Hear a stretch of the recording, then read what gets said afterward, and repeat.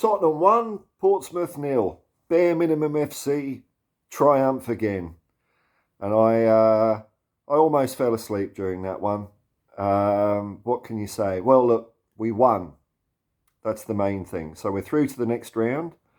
There's quite a lot of Premier Leagues going out of this competition. The concern I have is that playing this 11, because we had to rest players, we've got injuries. If we weren't playing a bunch of fishermen from the south coast that haven't got a manager, that have only won 7 games in their last 22 appearances, I think we would have got smashed out of the cup. And it looks painfully obvious to me why we exit cups early, because these are the kinds of players we play, and they're just not up to playing anyone that brings the game to us. I looked at Sky Sports player ratings. They basically gave everyone a 7, including Yves Bissouma, so I don't know what's going on there. I suspect they didn't get Ollie Skip mixed up with Bissouma, but perhaps some other sort of mistake happened there, Sky Sports, if you know what I mean, people, which is outrageous. You're supposed to be following the game. You clearly didn't watch it.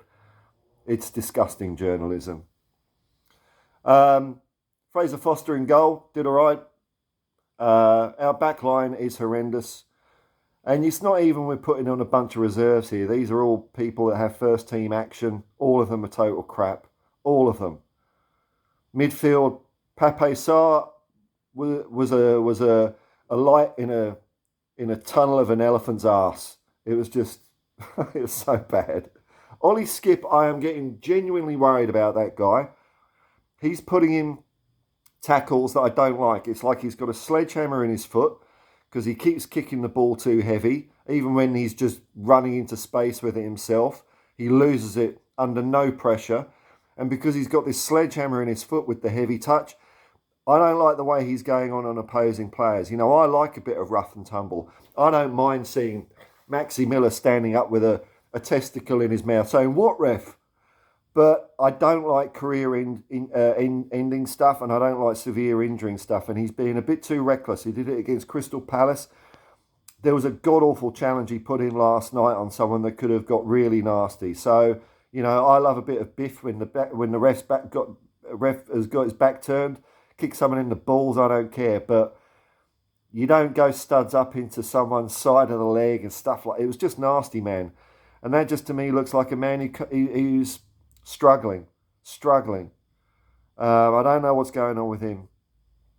The power Bermuda Triangle of shite of Ben Davies, Ryan Sessegnon and Heung-min Son was in there as well. I don't know. We kept on passing the ball around like this. So here's the Portsmouth goal. Here's all their 11 players all camped there. Just fair enough. We don't need to do a Klopp here and say, oh, it was anti-football. You know, why would they come and play an open game? They were doing the best they could. So they were all there, totally legitimate tactic. And what do?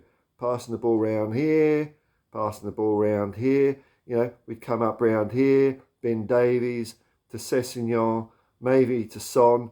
Sessegnon would then run into Son or do some dumb shit. He'd go back to Sess. Instead of him coming anywhere near this way, he'd just go straight to the goal line and either lose the ball or just bang it into an opposing player for a corner, for a really average corner most of the time by Heung-min Son, you know. It was very disappointing. We've got these same players doing the same performances. I could understand people pointing the finger at Conte, but maybe given those players, what tactic would have won us the game? When we've got time and time again, Emerson Royale, Ben Davies, Davison Sanchez, Jaffet Tanganga. Oh my God, he was just running over people. Again, you know, I love the physical part of the game. I think the game has become too soft. But you can't be just giving away free kicks just by running over people like that. Doesn't he know how to time a tackle? It's appalling. Who else did we have at the back? God, I can't even remember. It's just depressing, man. But here's the hope I give you. Here is the hope I give you. I've looked at, you know, various sources on how much Tottenham Hotspur spend per year in the transfer market, and it is impossible to get an exact figure out of this. So you know what? I'm going to assume that we can spend $200 million a year on players. I don't think that's an outrageous amount. I don't think that's extortionate. I don't think that's sugar daddy territory. I don't think that's unsustainable land. Apparently, that's what we're spending anyway. So I don't know. I mean, when you add-ons and loans and buybacks, I don't know. It doesn't. If we're spending $200 million a year, we're doing it the wrong way. And this is how we do it. We stop wasting money on board signings. We get a manager in. Now, if you spend 200, this is simple. I've done it on the back of a fag packet. It might be complete bullshit, but to me, it makes sense. I'm a simple person. $200 million a year. With that, we buy 4 players. 4 players. So on average, it's $50 million each. Sorry, pounds each. Forgive my currency fuck-ups here. 4 players at 50 million quid each. They're going to be decent players, good players. And that's an average, you know. You might get 40, one for 40, one for 60, who knows. But it's not outrageous. It's not breaking the bank. Now, out of those 4 players, let's say one is a flop. One is just rubbish. And let's say that the lifespan of a player is maybe 4 years, on average, 3 or 4 years.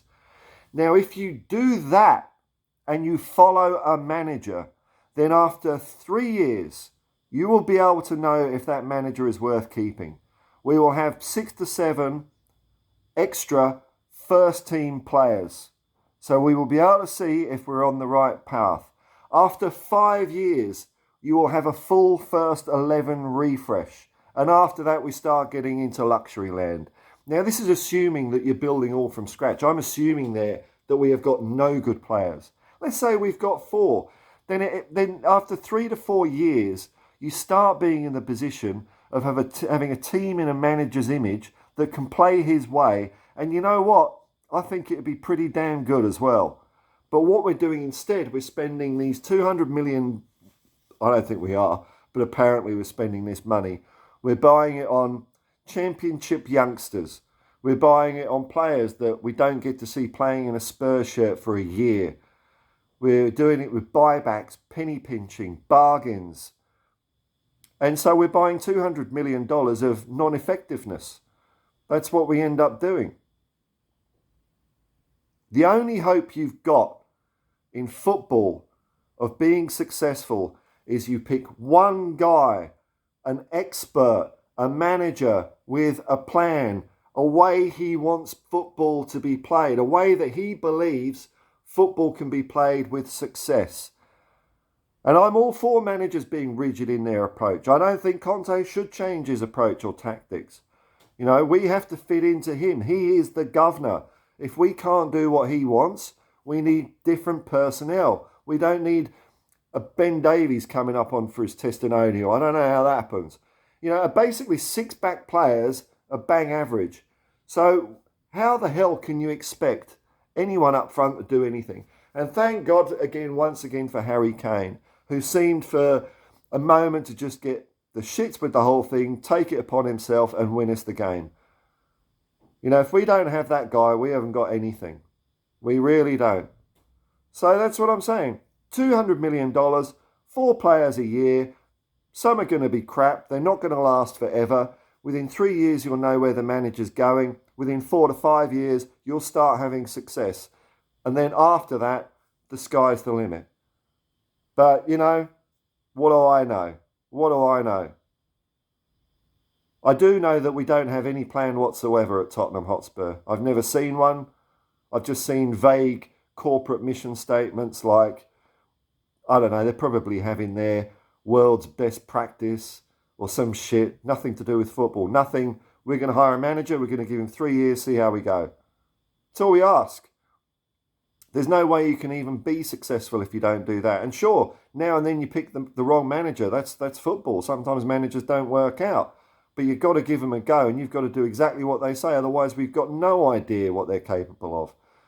But at Tottenham, we all know better, don't we? We all know better. And for the Jed Spence lovers, who I am one, he came on the pitch and he didn't set my world on fire. I thought Brian Hill did well. He was winning the ball back. He seemed to want the ball. Pape Sarr was at least somewhat inventive and forward playing. But man, we've got problems at Tottenham Hotspur. If these are the players we've got to rely on to get us through the early stages of tournaments. If these are the players that we've got to rely on when we have injuries, we're going nowhere. You can't do it. We're not going to win anything. But we're through to the next round where many failed, which is something. So we've got time to attack who we're playing in the next round. You know, let's get the FA Cup, boys. Come on, you Spurs.